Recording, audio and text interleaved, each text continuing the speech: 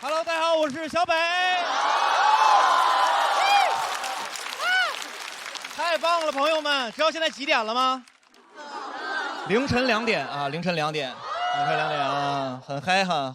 好巧不巧，去年呢，我有一轮次也是凌晨2点上台，当时非常困啊，非常困。不仅我很累，观众也很累。我记得我当时在舞台上表演呢，这不搞笑呢，在这幽默呢。我余光一瞟，第一排有观众眼睛已经闭上了。我当时特别想给他个大嘴巴子。我说大哥，你醒一醒啊！一会儿还投票呢，你还把眼睛闭上了，黑灯还没闭眼睛呢。我闭上了，你没看见。哎，确实也是录了好几年节目了，有种感受，朋友们，我感觉每次录这种节目都很考验人性，真的。一般都是这种 PK 环节嘛，啊，每次 PK 的时候我心情都很复杂，就是每次 PK 我那个人在前面讲的时候，每次讲的好笑吧，我笑不出来；每次讲的不好笑吧，我怕自己笑太大声，你知道吧？朋友们，录节目一定要做好表情管理，真的啊！去年录完之后，我回家看了一遍节目啊，当时有个选手在上面表演的时候，切到了个付航的镜头，付航当时比较严肃嘛，就面无表情地看这个演员，当时飘起个弹幕说：“付航的底色好悲凉啊。”有一次刘洋在上面表演，我也是面无表情地看着他，飘起个弹幕说：“小北有啥不服的啊？”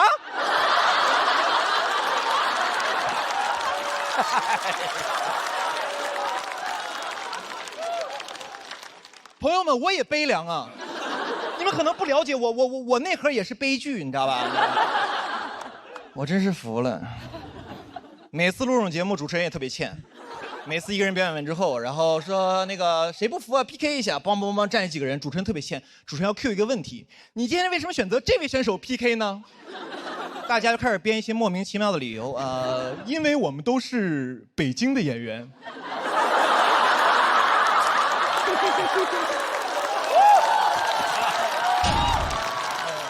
因为我们都是中年人。我说你怎么不说你们都是右手使筷子呢？不就没人说实话吗？你这站说实话不就完了吗？你今天为什么选择他？直接站来说，因为我觉得他不好笑。我觉得我能赢。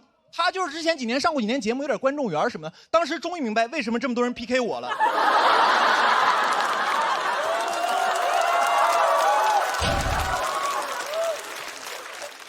而且演员每次参加这个节目都很体面，每次这种 PK 结束，赢的人、输的人站在台上，赢的人都很体面。每次赢的要帮输的人找补2句。每次一比完，赢的人在旁边说：“其实他线下是个特别好的演员。”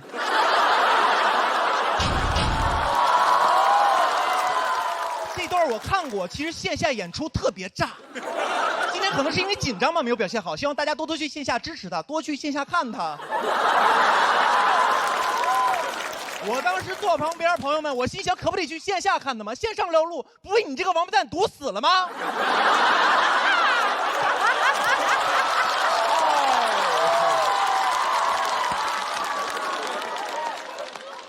而且都输成那样，谁想去线下看他呀？啊，不都想看你吗？我就没有见过哪个观众脑回路特别惊奇的。看完一个综艺之后，在那想，哎呀，与其线下看看呼兰，不如试一试姜子浩呢。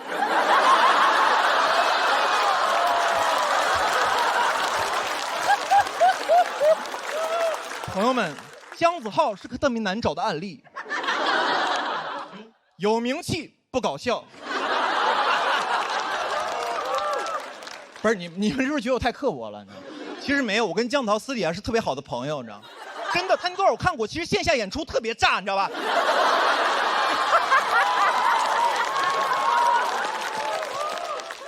希望大家多去线下支持他的粤语专场，好吧？你知道吗？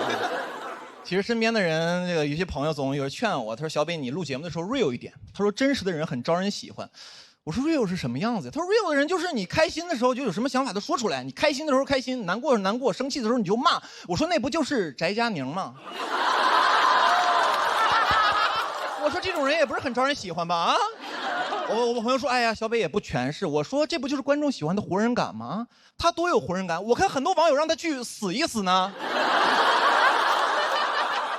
大家小时候都看过一个这个童话故事，叫做《皇帝的新装》啊，告诉大家做人要诚实。其实我长大之后又看了一遍啊，上班之后我其实特别能共情那些哄骗皇帝的大臣。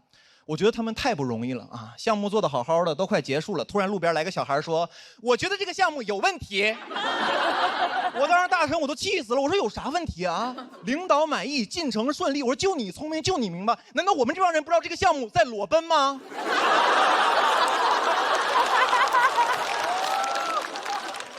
我之前也接过一些台前的工作啊，就是给一些歌手比比划划、评头论足，有点像现在的气氛组，就是。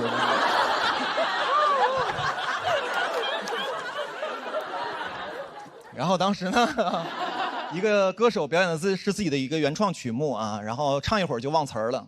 当时我心想，我这不好好的 real 你啊，你一会儿在台上站好，我必让你下不来台啊。但是当他表演完结束之后啊，所有的导师和明星都在安慰他、鼓励他。我说不对呀，我说这哥们儿身上有点东西啊，他身上有皇帝的新装啊。我当时脑海中跟走马灯一样，你知道吧？走过了好多前辈的身影，什么柯以敏啊、丁太升啊。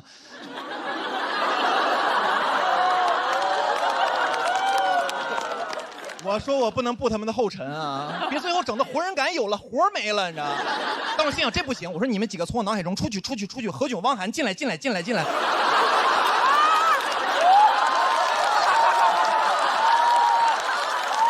时我就这么评价的，我说哥们儿，我觉得你这个说唱真不错，很有态度，我很喜欢，我尤其喜欢中间那段留白。朋友们，说实话，我觉得这2年这个网上特别喜欢劝大家 real 啊。去年经常在一个网上看一个标题，就是说什么00后整顿职场，写的内容大差不差，说这个00后在这职场里干得不开心不舒服，就骂领导一顿，说老子不干了，然后就走了。但是我看完，我觉得确实挺过瘾的。后续呢？后续你怎么不写了？00后整顿职场，回去之后被房东整顿，吃糠咽菜睡桥洞，然后被城管整顿。到了那个桥洞那儿，碰到很多大爷，问大爷你们是怎么来这儿的？大爷说，哎呀，小伙子，我们是90年代整顿职场那帮人啊。年轻人，咱们就先别聊什么整顿职场了，聊聊明天去哪儿整顿饭吃啊。我觉得这帮写文章的人特别坏，天天鼓励00后整顿职场，骂领导。我说你为啥不骂呀？啊，是因为你有家庭吗？这帮人真的特别欠。这帮人是哪种人？朋友们，这帮人特别像在职场里，但凡你干得不舒服，有个人在你耳边说，这你能忍？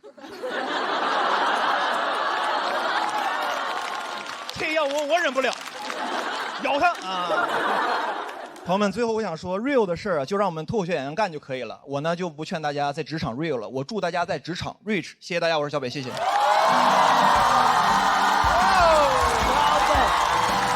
谢小北的留言，谢谢。投票倒计时，3、2、1，请锁票。谢谢小北。哎呀，老是说小北适合开场，老让小北开场，你们不知道他更适合夜场。对，我在熟悉的领域啊，比较自如。大林，就刚才他说这边的那句话，你能忍？哥您忍不了，咱非得把线上道给他堵死了。我特别喜欢这个状态，平等的撞死所有人。对，因为写这个稿子要给好多人道歉哦。但是大家听的其实很过瘾，尤其我真实话实说，又像是重新给大家开了一遍场子一样。我反正特别精神现在。我特别喜欢，我觉得我是这么多年听你这么多脱口秀最好的一次。真的，你之前太温和了，你就应该走这个嘲讽路线，刀刀见血。你看你把小鹿说的。真是我也是，我是打认识他到现在，也是我看最好的一次表现，真的。谢谢。不要当快乐小狗，要当疯狗。现在。我老觉得就是说成这样，一般都是回光返照的那，就是最后就爱谁谁吧，就是那种感觉。但是我觉得如果这是你的风格，那就说明你能一直照着，这也挺好的。你试试吧。你们被撞击过的，你们说看，小鹿。我们习惯了，其实他平时挺没有礼貌的一个人。我其实平常就没礼貌，我就一般就先没礼貌，然后再道歉，这样我说对不起。就我觉得今天真的是小北火力全开的一场，他这个我在开放麦听过的时候就觉得非常好笑。那天笑了一晚上，整顿饭吃。别整顿职场了，是去哪儿整顿饭吃？对，我就觉得这个其实很现实，就是我感觉小北他开始愿意暴露他的思考给大家了，他原来只。原来没有思考，原来暴露小脑。这舞台给我逼成思考暴露狂了，我这怎么办呀？原来只暴露快乐，哎。你们知道小北隐藏这些复杂的思绪这么多年多辛苦啊？对。付航刚才那个扫射面里有你吗？那个王八蛋是不是我？悲凉是你，悲凉是你。好的脱口秀都是大家都会想，哎，这不会说的是我吧？我们好像都说过类似的话，好像的确是，这你能忍？这我忍得了。表演特别厉害。就是我第一次发现小北站在舞台上边，跟他现实生活里边有70%到80%左右的接近。之前他在舞台上和他在现实生活里边是完全感觉没有那么贴合，但是这次我感觉是越来越像真实的你了，特别为你开心，小北老师。而且你让咱们在这个2点23分所有人嗨起来，你是今天晚上的 Party King。而这话题也特别好，其实就是跟他表演状态非常一致。讲到这个 real， 那最后请教一下佩岑姐。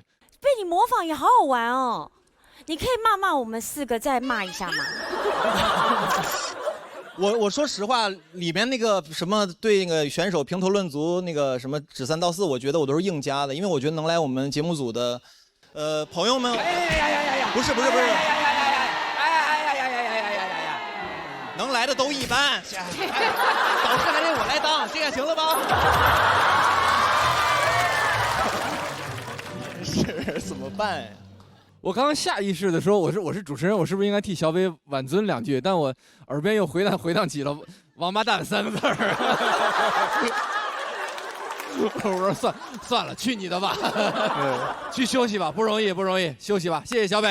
好，谢谢。大家好，我叫大老王。聊大老王。我现在已经不上班了，那你发现不上班跟上班比最大的好处就是不上班。网上管我们这种行业叫自由职业了，对吧？自由职业是我认为一个很有意思，它是一个反义词，很矛盾，自由和职业。上次听到类似词是调休、小长假。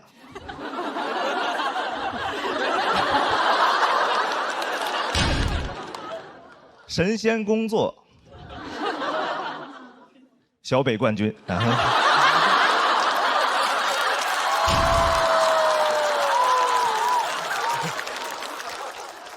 我们这个工作呢，性质属于创作性工作，其实每天就是在家里，主要是等梗出现。我很羡慕农民伯伯工作，春种秋收，一份耕耘一份收获。春天种下种子，秋天收获果实，然后就会留下一地的梗。这就是我最羡慕的生活了。但我这个状态，基本每天就是盯着屏幕，一天啥也不干，主要是改行间距，修改字号，调整文档顺序，就是我的一天。我的一天呢，就是啥也不干。啥也不干呢，就是我的一天。这就是我的一天。我的一天，这就是。这是谁的一天呀？我的一天。干嘛呀？这几句写了1个礼拜呢。写了1个礼拜呢，这几句。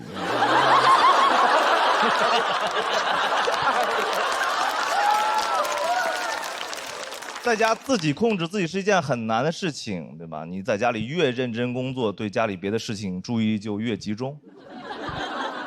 一认真工作就发现这个墙纸坏了，门框翘了，踢脚线是不是要掉了？自由职业一个学会没缝了。我其实跟很多人不一样啊，因为很多人焦虑会抽烟喝酒来缓解，我不是这种人，我是那种一焦虑就早睡早起的人，非常的健康。我感觉我真的是焦虑吗？我该不会是自律吧？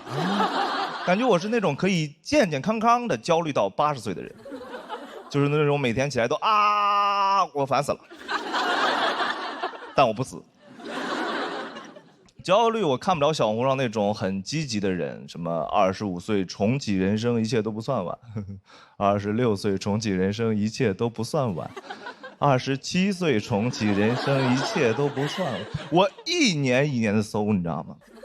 我最高搜到70岁重启人生，一切不算，我真崩溃了。我说70岁还不晚吗？大爷啊，一点积累都没有吗？70岁重启，那不重生了吗？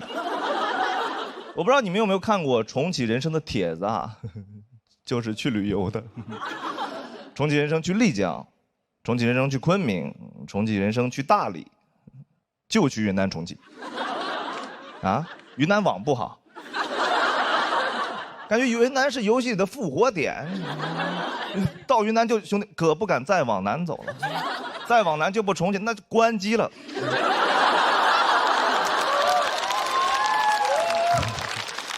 所以去云南这种事情是没有办法治愈我的，所以前段时间我去了景德镇。今天节目录制压力太大，第1期准备期间去景德镇去缓解焦虑，然后太累了，整整6天，捏了20多个盘子，真太累了。996的捏泥巴，自费干日结来了。每天起床就干，倒头就睡。我说是重启人生还是劳动改造来的呀？景德镇基本上全是来重启人生的。我们班有一位裸辞来学词的一位北京来的词，太帅了有点儿，裸辞来学词，丢了饭碗来做饭碗，每天都吃不上饭了，还在那儿忙活呢，空腹有氧。放松之余还要学个技能。This is China。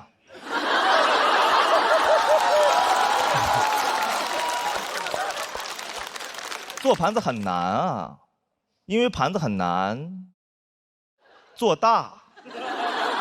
第1堂课学拉贝克，你知道，最后累得手都抖了，可以说是大盘持续震荡，很懊恼，你知道吗？30多岁玩不明白泥巴了。学了1下午，泥还是泥，我和泥都扶不上墙了，觉得自己很蠢，你知道吗？原来不会写段子，现在不会捏盘子，我该不会是个傻子吧？我真蠢，你知道吗？怎么能？你怎么笑点太奇怪了呀？我真蠢，我是怎么想的？靠捏泥巴来缓解人生焦虑的呢？我想过历史上唯一一个靠捏泥巴来缓解人生焦虑的是女娲。女娲捏泥巴造人，女娲是按照自己样貌来做的人，一焦虑就做自己。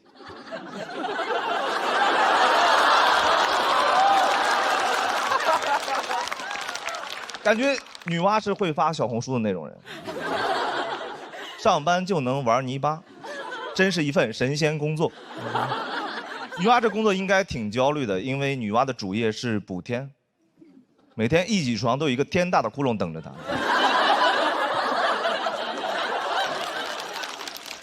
女娲很无辜，女娲纯背锅。凭什么共工统的天女娲来补？招谁惹谁了？你说女娲每天会不会看着那个天非常的绝望？说，哎，如果这个天要是行间距就好了，能修改字号把它挡上吗？能把别的天复制粘贴到这儿吗？这是谁的天？女娲补的天。这是谁的天？这是我的一天。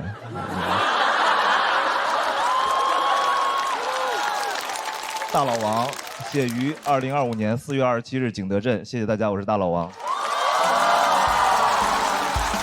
谢谢大老王。哎，投票倒计时，3、2、1，请锁票。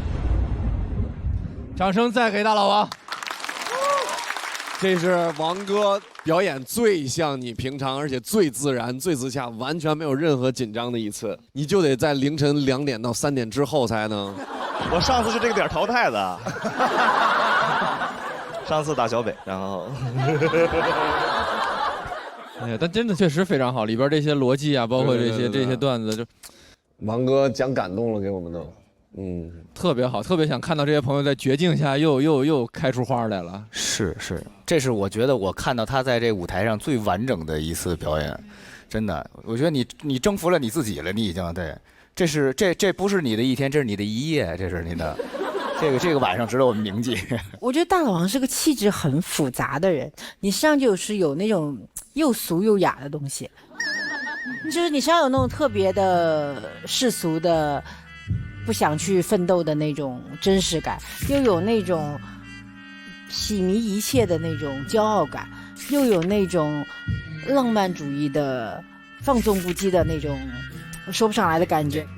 这根牙签刚扎完火腿，要开始剔牙，是那意思吧？但你今天整一篇就是把你非常复杂又混合的气质，在一个很浪漫的篇章里，由你的一天开始，由女娲补天结束，我觉得就是像读了一篇很走心的那种文章，幽默散文。我还没找到一个特别合适的词，但我觉得我好像没有读过这种东西。就是有一种很耳目一新，又被你的那个浪漫的气质打动到的感觉。这些文字、这些内容，如果我们落于纸上，然后你读一遍，你绝对想不到这个作者叫大老王。泰戈尔，按理说应该。我从来没听过有人把摸鱼这么浪漫的表达出来，就是理直气壮的，还略带一丝伤感，好像自己都是被迫的似的。你知道吗？就是有一种被命运推着去摸鱼的那种感觉，你知道吗？他底色也是悲凉的啊，这悲壮摸鱼。是的，感觉痛的时候我在成长啊，都是你的金句啊！这是很难得的一种特质。你是做过那个1年1度喜剧大赛的编剧是吧？我是去过3年，然后但是都走得很快。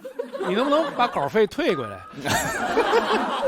但是真的是特别浪漫，我特喜欢，啊，我觉得那个就他跟小北的那个风格完全不一样，小北那个是往前的，他是往回做的，就是完全风格不一样的。我很好奇他们俩那个票，以及有人被淘汰的时候，他们怎么在这儿互相安慰对方，啊，他其实线下是个特别好的演员。先替他说了。我主要好奇马老师，您不觉得他这个反正话能写1礼拜是怎么回事？他一个人的反正话得琢磨1礼拜。那段特别妙，他的那个文字，你有一种他就认识这么多字儿的感觉，你知道吗？对，精准，是吧？对。同样的话，我好像听莫言老师是不是也说过？他说他自己识的字没有那么多，所以写的东西所有人都能看懂。对，上到诺贝尔的高度了。别！我很好奇，你上一次哭是为什么？纯被小北打哭的，不是，没有，就是因为我自己上来准备的不好，然后自己给自己带了很多包袱，然后上来以后，其实我自己上台就有点排斥观众，我自己在自己那个劲儿里就讲，然后讲完以后下去以后又觉得不对劲儿，然后自己在那个我们有个房间就是叫后采间，然后就在里面就扛不住了。那个也是也不能怪咱们真人真人导演跟我说里面没有任何人，只有你自己。还有17个机器，他说你可以在里面，你知道你自己一路走来有多不容易。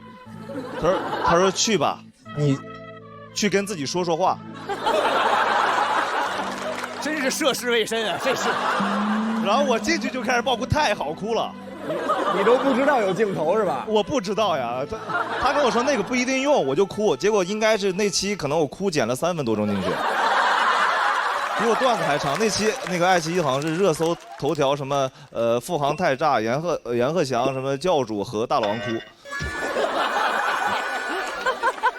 确实，他就是一个特别容易就是走心，然后也情感很细腻的人。他非常善良，然后非常的真实，甚至带点个人色彩。但真的今天很为你开心，就演出了你线下的那种松弛和自然。之前每一次上台就只要一凉的话，就语速越来越快。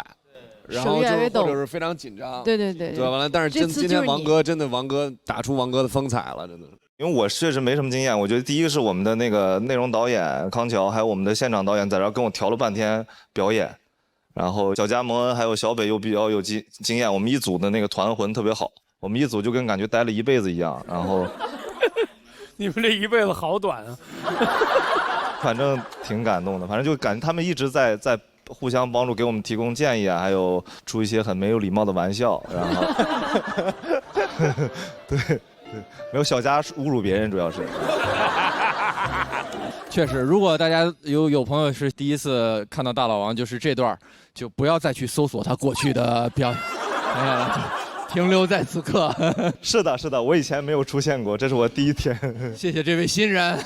哎，谢谢，哎，谢谢。爱情